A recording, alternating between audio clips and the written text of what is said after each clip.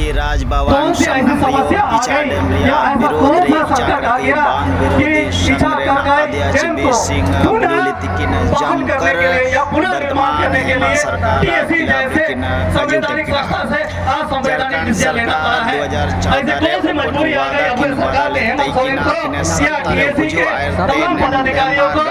2014 आदिवासी हित की बात करते हुए आदिवासियों को डुबोने का काम करती है, आदिवासियों को नष्टभूत करने का काम करती है। ये कौन सी हुआ सरकार है? जब कुरान का दौरा करने आते हैं, चुनाव के पूर्व में संघर्ष यात्रा उन्होंने निकाला। 8 मांगों को लेके राज्यपाल भवन में उपस्थित हैं।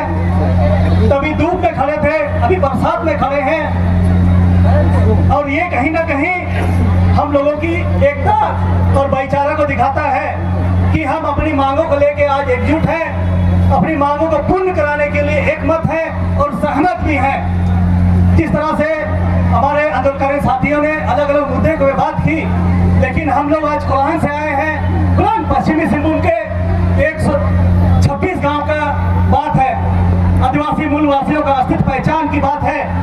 हम लोग पिछले 40 से 42 साल से जिस डैम को रद्द करने की लड़ाई लड़ रहे हैं, हमारे पूर्वजों ने अपनी जान की आहुति दी। राष्ट्रपति पदक से अलंकृत गंगाराम कलंडिया उस आंदोलन में शहीद हुए, आज उनको शहीद का दर्जा तक नहीं मिला है। वो चाहते तो सेवानिवृत्ति के बाद अपना जीवन आराम से जी सकते थे, अपने घर परिवार में लाते खेतों में हल जोतते नजर आते आज, लेकिन उन्होंने आदिवासी अस्मिता पहचान को बचाने के लिए अपनी जान की आहुति दे दी। लेकिन आपको पिछले हमारे हेमंत सरकार में कुछ करतूतों को याद दिलाना चाहता हूँ। ये 2014 में टीएसी में पारित दस्तावेज है, जिसमें हेमंत सोरेन की अगुवाई में टीएसी गठन हुआ था और हेमंत सोरेन की अध्यक्षता में उप समिति बनी थी, जिसमें दीपक बिरुवा वर्तमान परिवहन मंत्री हैं, राजस्व मंत्री हैं, और तत्कालीन गीता गोड़ा उस समय विधानसभा की सदस्य थी, और सोनरेखा बहुउद्देशीय परियोजना के सचिव और जल संसाधन विभाग के निर्देशक, इनके अगुवाई में एक समिति बनी थी कि 126 गांव के जो विनाशकारी ये डैम है, इसको रद्द करने के लिए जो है सोशल असेसमेंट हुआ था, सामाजिक अंकक्षेपण हुआ था, जिसमें 3 बड़े जनसभा हुई, सोसवातु, तांतनगर और खिरीनिंडी, जो कि 3 विधानसभा में स्थित है। एक विधानसभा में जहां से चुन के हमारे माननीय विधायक दीपक बिरुवा आते हैं, और जहां से एक माननीय विधायक हमारे दीनल फुर्ती आते हैं, और एक जहां चंपाई सोरेन जो पूर्व मुख्यमंत्री है, जिन्होंने इसको टीएसी में रद्द करने का अनुशंसा करने का काम किया था।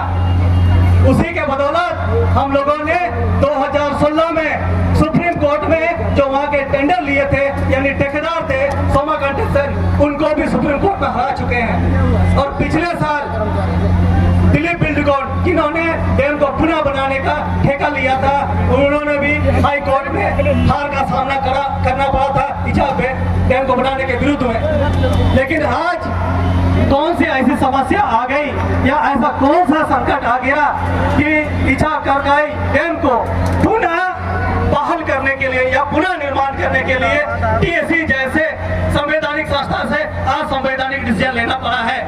ऐसी कौन सी मजबूरी आ गई अब सरकार के हेमंत सोरेन को या टीएसी के तमाम पदाधिकारियों को या सदस्यों को कि आज आदिवासी हित की बात करते हुए आदिवासियों को डुबोने का काम करती है, आदिवासियों को नष्टभूत करने का काम करती है? ये कौन सी हुए सरकार है? हर बार जब कुरान का दौरा करने आते हैं, चुनाव के पूर्व में संघर्ष यात्रा उन्होंने निकाला, बदलाव यात्रा निकाला, खतियानी यात्रा निकाला।